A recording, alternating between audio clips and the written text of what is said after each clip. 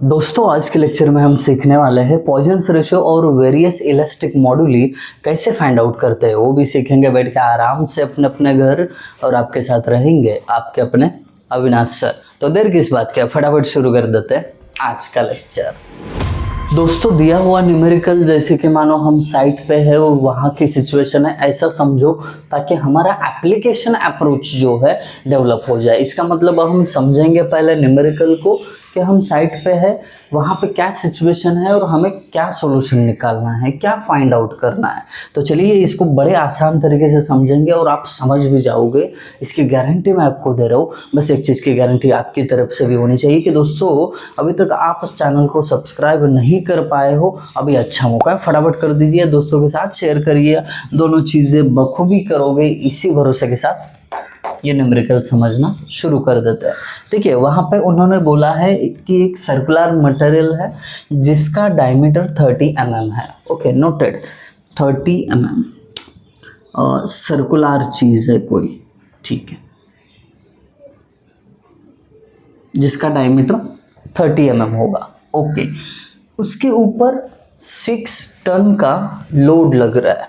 Okay 6 ton का load लग रहा है, ठीक है। तो इसको शायद खींचा जा रहा होगा दोनों तरफ से, 6 टन नोटेड। फिर उसके बाद उसका लेंथ भी दिया हुआ है। ये जो ओरिजिनल इसका लेंथ है ये 20 सेंटीमीटर है, नोटेड। अगर हम इसको 6 टन से खींच रहे हैं तो चेंज इन लेंथ इसका 0.09 mm हो रहा है।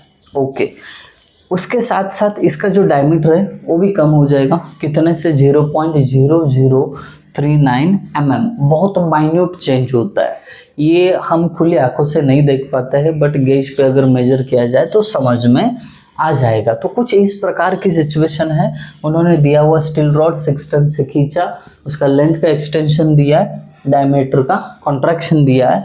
तो अब यहाँ से हमें फाइंड आउट करना है कि इस मटेरियल का पॉइजन्स रेशियो कितना होगा और इसके वेरियस इलास्टिक मॉडुली, मतलब Young's modulus, bulk modulus, shear modulus, या इसको मॉडुलस ऑफ रिजिडिटी भी कह सकते हो, ठीक है। ये सारी चीज़ें फाइंड आउट करनी है, बड़ा आसान है।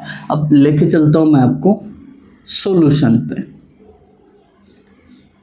सॉल्यूशन कैसे करना है, शुरुआत हमें यहाँ से करनी है 1/m और म्यू यानी पॉइजन्स रेशो से। तो पॉइजन्स रेशो के लिए फॉर्मूला जानते हो, पॉइजन्स रेशो के लिए फॉर्मूला क्या है बता दो, क्या है? हाँ बहुत सही कह रहे हो कि सर आपने राइट में लिखा हुआ है, mu is equal to lateral strain upon linear strain. बहुत बढ़िया, lateral strain upon linear strain, that's it. बहुत बढ़िया। अब लैटरल स्ट्रेन और लीनियर स्ट्रेन मिल जाए तो म्यू भी बड़े आसान तरीके से मिल जाएगा। अब लैटरल स्ट्रेन मतलब क्या होता है ये देखिए, ठीक है वर्ड्स में ही लिखते हैं, लैटरल स्ट्रेन। एक काम करता हूँ, स्टेप्स ना बढ़ाओ, एक में ही कैलकुलेशन करो। लैटरल स्ट्रेन मतलब क्या होता है, change in diameter divided by original diameter upon linear strain मतलब change in length upon original length. Got it. अब इसमें वैल्यू पुट करने से पहले देखो कि गिवन में जो भी लिखा है सबकी यूनिट सेम है कि नहीं। एक्चुअली जब गिवन लिखोगे ना तुरंत उसके बाद ही यूनिट को सेम कर लेना। देखिए ये जो है mm में है, ये टन में है, ये सेंटीमीटर में है, ये mm है, ये mm है। तो आप क्या करो, ये टन में है तो इसको सेंटीमीटर रखो। जैसे हम पहले क्या करते थे, mm में है तो न्यूटन, किलो न्यूटन में है तो मीटर, वैसे सेम टन में है तो सेंटीमीटर। Got it. देखिए 30 mm का सेंटीमीटर में कितना होगा, 10 से क्या करना पड़ेगा, डिवाइड करना पड़ेगा। तो ये हो जाएगा 3 सेंटीमीटर, ये तो 20 सेंटीमीटर ही है।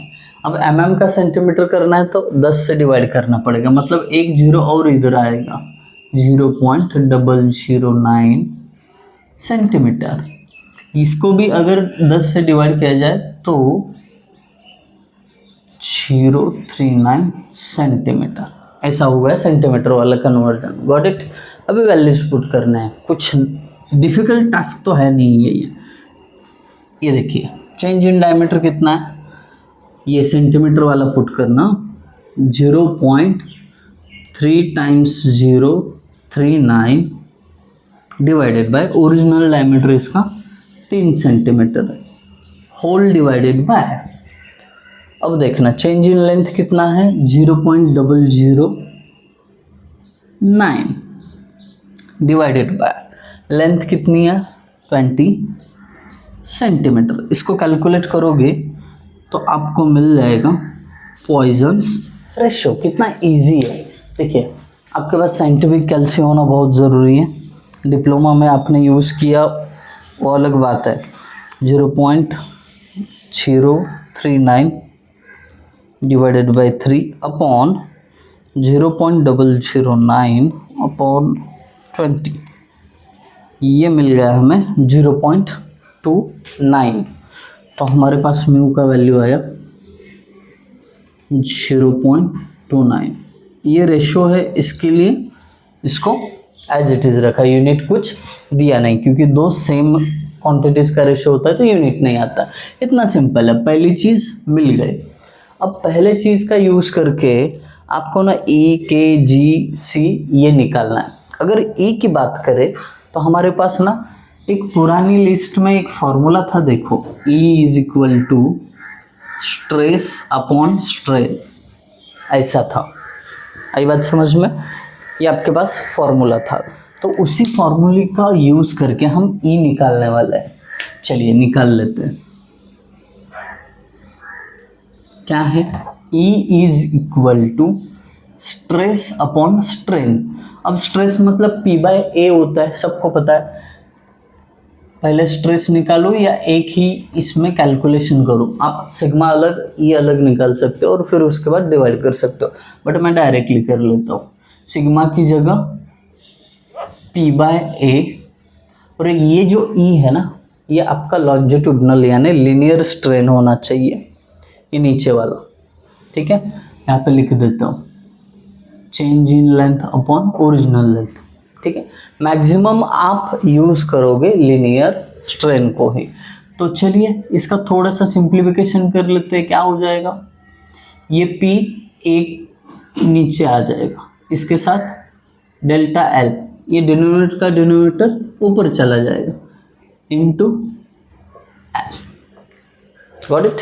आई बात समझ में? अब क्या करेंगे? वैल्यू पुट करेंगे। P का वैल्यू इधर, P का value 6 ton as it is रखा, इनटू L का value 20 centimetre divided by area, circular है तो π/4 इंटू डी स्क्वायर बनेगा। D का वैल्यू कहाँ पे गया? 3 सेंटीमीटर है, 3 का square into change in length 0.009 centimetre. Got it? तो यहाँ पे आपको देयरफॉर E का वैल्यू कैलकुलेट करने पे मिल जाएगा। बड़ा आसान है ये। 6 into 20 divided by shift pi divided by 4 into 3 का स्क्वायर इंटू 0.009, ये आया आंसर 1886.28। 1886.28। तो इसका यूनिट क्या आएगा? टन पर सेंटीमीटर स्क्वायर, ठीक है। हो गया, E भी मिल गया। Got it? अब इसके बाद जैसे ही E मिला, म्यू मिला, अब यहाँ पे बहुत सारे रिलेशंस है, उनका यूज़ करके आप G और K की वैल्यू निकाल सकते हो। पहले G का निकालते हैं, पहले इक्वेशन वही लिखा है ना, इसके लिए वी नो क्या? E is equal to 2G in bracket 1 plus mu. अब आपको करना क्या है? E पता है, E का वैल्यू इधर पुट कर दीजिए, G नहीं पता है, एज इट इज़ रखना।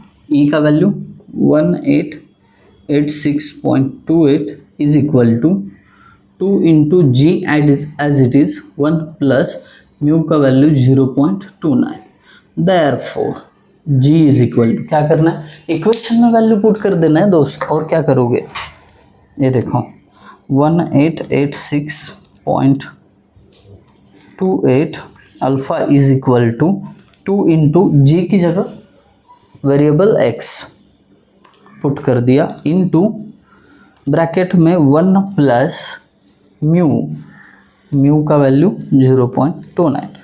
Shift solve is equal to 731.11 ये भी टन पर centimetre square.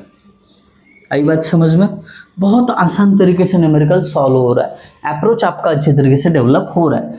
Again to find the K we know relation, कौन सा, सेकेंड वाला, E is equal to 3k in bracket 1 minus 2 mu, ये रिलेशन यूज़ कर दीजिए और के का वैल्यू फाइंड आउट कर दीजिए। ये बड़ा आसान है, ये आप पे छोड़ देता हूँ, आप लोग कैलकुलेट करो, कमेंट सेक्शन में बता देना के का वैल्यू कितना आया। So that's it for today's lecture. मुझे पता है आप लोगों को ये समझ में आया होगा, अगर समझ में आया है तो कमेंट सेक्शन में ज़रूर बताना। Thank you guys for watching video, thank you so much.